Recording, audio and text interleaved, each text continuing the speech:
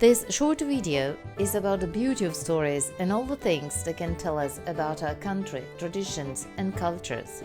We're going to read as creatures from the Irish folklore, their magic and power.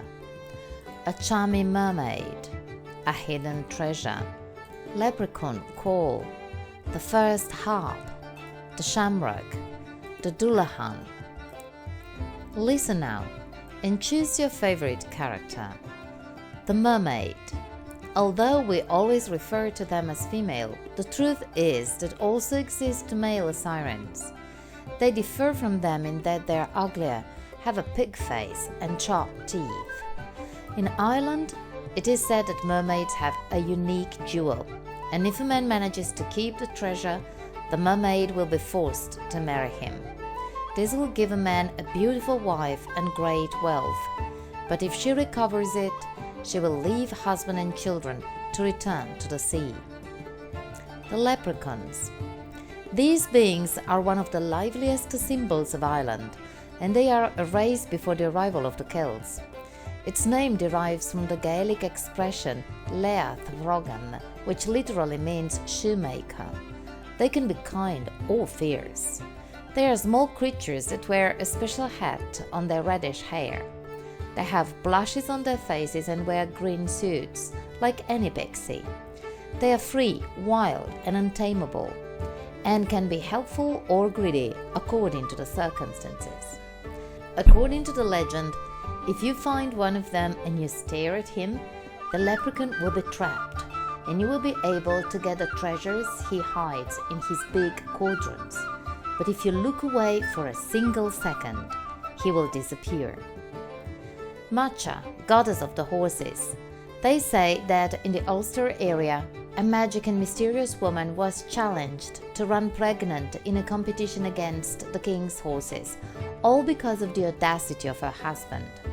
The name of the female was Macha, goddess of the horses, and for having made her run in such a state, she cast a curse on the whole town. At the end of the race, the woman gave birth to a pair of twins, and lifting one in each arm, she said, all the men of the village would suffer labor pains, like those suffered by their wives. And so it happened for 9 decades. The legend of the Pixie in love. This legend is about the leprechaun Coll and his encounter with Aine, an evil fairy who had transformed into a beautiful goblin. She, with her false appearance, managed to capture all the attention of Coll, with whom she spent hours talking.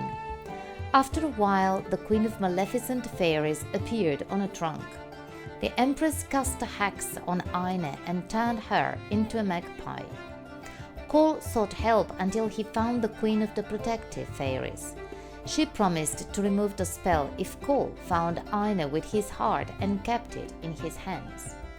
After much searching through the forest, suddenly Coll's heart began to beat hastily, and there, in the same trunk as before, was the magpie. He took it in his hands and confessed his love. That was how love could transform the evil fairy and undo the spell. The legend of the harp. It is said that Dagda, the main god of Irish Celtic mythology, possessed the first harp, but it was stolen by the gods of cold and darkness. Since then, the sadness takes over the population. Dagda turned to the divinities of light and art, and they gave it back to her. This was how joy returned to men, and the harp became a national icon that is still part of the country's folk music. This instrument is also part of the historical tradition of Ireland, given the relevance of the harpist musicians, who occupied a prominent position in society during the Celtic era. The Shamrock. This curious name in Ireland named the three-leaf clover, which became a national symbol based on a historical religious fact. It happened at a time when St. Patrick preached before the Celts, trying to explain what the Holy Trinity is. Finding himself overwhelmed because the Celts could not understand the trilogy, St. Patrick saw before him a clover. He showed the clover to the audience and explained that, as from a stem come 3 different leaves, So the Father, the Son, and the Holy Spirit are one, and the Celts understood the trilogy. The Dullahan.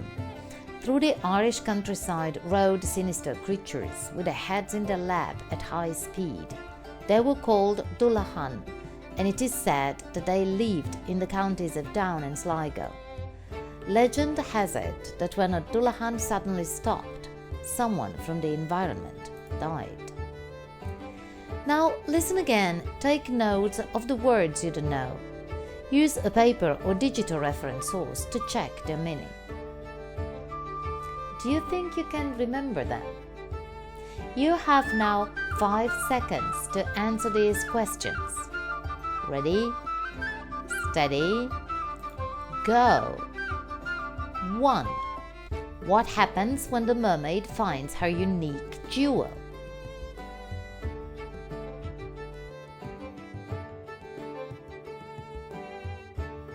2. Are leprechauns greedy creatures?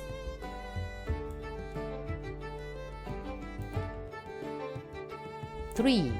Why was Macha challenged to run pregnant in a competition with horses?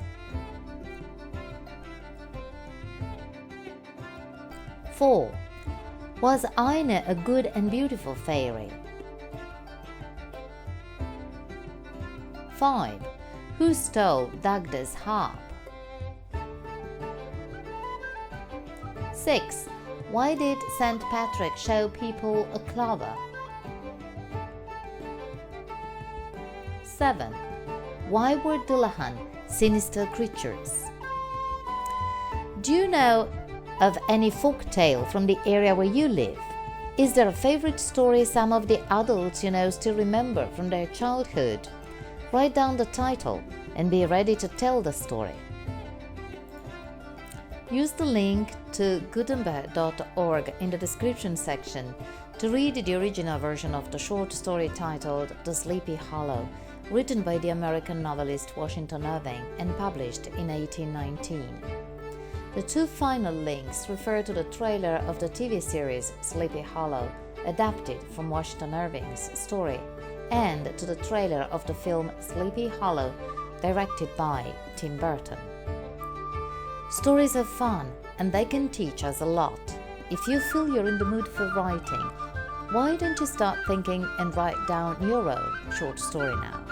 The following steps can be a guide. 1. Find your key emotion. 2. Write an opening hook, a sentence that immediately intrigues the reader. 3. A short story must have a single mood and every sentence must build toward it. This is what Edgar Allan Poe once said. 4. How would a reader want this story to end? You have no room for error. And edit yourself. Also ask others for editing help.